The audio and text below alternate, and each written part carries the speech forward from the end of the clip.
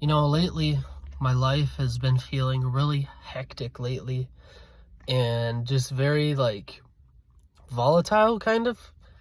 Like, always just going through stuff and, just dealing with different struggles and things. And the other day I had the vision, I had kind of like a vision, not an open vision, but a visualization that my life is like walking on a tightrope, and there's like wind blowing back and forth, like blowing me either way. And so I started asking God about it. I'm like, why do I feel like this? What is going on? And I felt like God was telling me, well, you remember the wide road that leads to destruction. And, it's like a 4-lane highway, there's plenty of room to walk.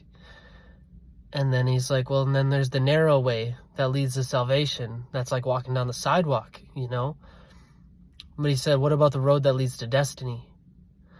And he's like, that's what this tightrope is. It's the road you walk to go to fulfilling your destiny. The road that he picks for you, because many people are walking down the path of salvation, but they're not walking down the path of their destiny. They're not fulfilling all that God has for them and all that he made for them to be.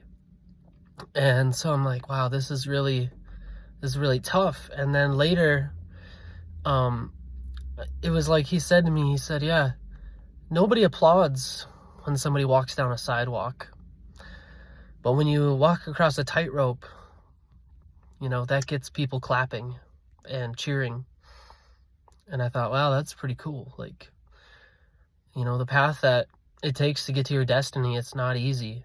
And it feels like really hard sometimes and uncertain and scary even, but it's going to lead to ultimately to glorification, way more than just walking down the path that will just get you to heaven, but not, get you to fulfill what God has for you.